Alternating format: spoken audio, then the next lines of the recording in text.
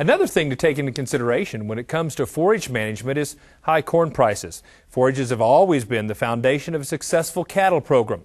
Cattleman to Cattleman's Brad Bulla reports that they're becoming even more important as feed costs continue to rise. For years, feed has been one of the largest single production expenses for cattle operations. But the high cost of grain has many producers rethinking how they do business. Much of what we do in terms of the overall production system of this industry was driven by the availability of cheap concentrate feeds. And so, as a result, we've become a very grain-intensive industry. There's incentives now for this industry to look at doing things a little bit differently. For the foreseeable future, there's more value in forage, and most cattle producers realize that a solid forage program is the key to having a profitable operation. The markets reward those who produce forage efficiently and use it to put pounds on marketable cattle. And good forage managers work every day to improve their grazing management and extend the grazing season. For 40 or 50 years, our question in the industry is basically, how can we get cattle to eat more grain and in the process produce high quality beef? I think for the next 20 or 30 years, we're going to spend a lot of time focused on the question of how can we produce that high quality beef using the least amount of grain. I think we'll be trying to utilize more forage and putting emphasis on forage. We'll be looking at utilizing the forages we have more efficiently, more productively, but I think it may also in certain environments suggest that we have some interest in looking perhaps at some new forages or some new forage systems that would be complementary to this new economic environment. I think it's good if producers consciously recognize that there's a different environment. It will present enormous opportunities, particularly for anyone that has forage resources in this country. Those resources have more value now, and there's more flexibility on how to utilize them. Many of the factors that influence the cattle market change from year to year. However, it looks like feed grain prices will remain inflated for the foreseeable future. This means the increased value of forage and forage management is a new fact of life for the beef industry. I don't think today we can really envision where we might be able to go. I don't think we're going to go back to the kind of situation where we could afford to not utilize forage effectively. So I suspect for that reason alone that this is a permanent thing. I'm Brad Bulla reporting for NCBA's Cattleman to Cattleman. You can find more information on the Dow AgriSciences line of range and pasture herbicides at rangeandpasture.com. So Dave, as someone who has a chance to work with producers all across the country, what are you hearing in terms of how these rising costs of corn and feed grains are impacting people's decision about forage management? I tell you what, it's been very surprising over the last year or so to really watch attitudes about holding on to calves longer change. We took a tour with the American Forage and Grassland Council out in Louisville and went to southern Indiana, which is not necessarily, one of the meccas of cattle production. But the producer's ranch that we went and toured was a beautiful setup. Had lots of rotational grazing, and he had the capability to hold on to those calves for another 100 to 150 pounds of gain. And he said, that's money directly into my pocket.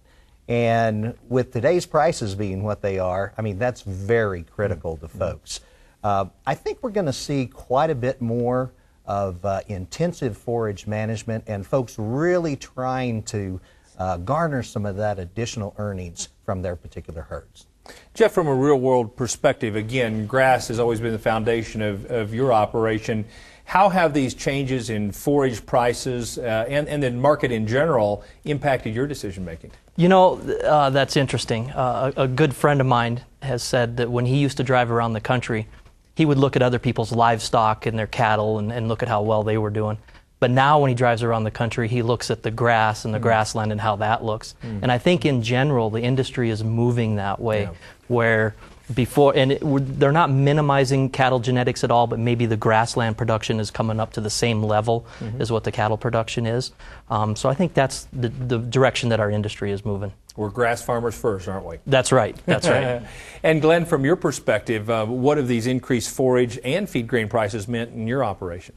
Well, actually, they haven't changed a lot of what of my management styles, because we've always relied strictly on a grass. That's kind of our main operation is grass production, turning that into beef. And so we do keep a lot of our calves over for yearlings, and so it's important that we have enough grass available for them to keep them going through until middle of August, 1st of September the following year. But I work a lot with the NRCS, the local conservation districts, to put grazing systems into place, doing a lot of more fencing and those type of things. But also it's important for the cattle, but it's also important for the wildlife. And I think that, you know, with these, anything we can do to improve our grasses and is just good for the whole ecosystem. Dave, from Dow AgriScience's perspective, I mean, how do you perceive this relative to the long term? Is this a long-term trend, or do you think this is a short-term blip? Absolutely. No, this is a very long-term blip. Or excuse me, a long-term trend. Yeah. As we look at it, we're going to see a lot more forage being raised in the east. Much more efficient methodologies. There's some folks that say that we've lost as many as 4 million acres of good pasture land over the last year, mainly to some of the commodity crops like corn and soybeans, CRP coming out of production and going into grain.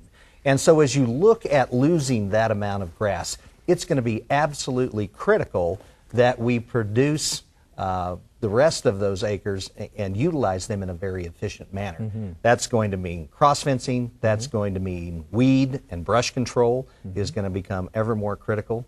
And then as you move out into the western areas, we've had a tremendous encroachment of noxious weeds in this particular area.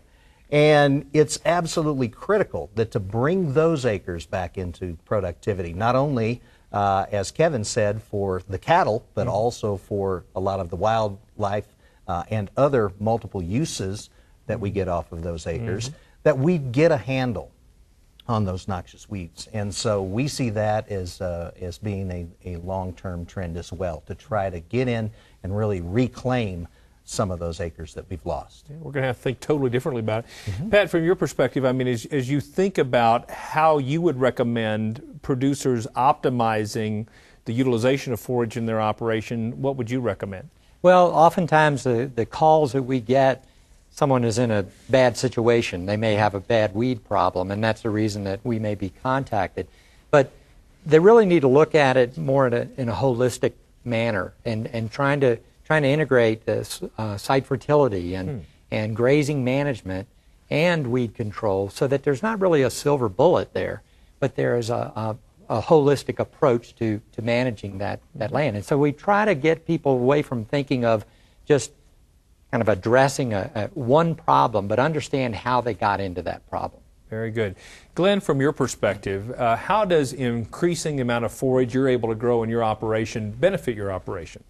Well, anytime we can grow more grass, we can raise more pounds of beef, which in turn improves our bottom line.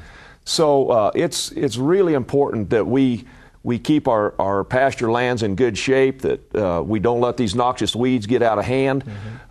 So we try to monitor that very closely. We spray every spring. We spend a lot of time on four-wheelers running around and spraying weeds.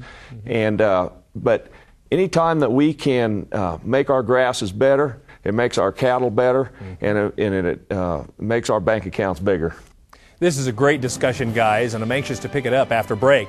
Ahead on this special edition of NCBA's Cattleman to Cattleman, the expert panelists provide tips on how beef cattle producers can make pastures and rangelands more productive. Plus, Jeff Smink talks about his Environmental Stewardship Award and shares how managing the land helps improve his overall profitability.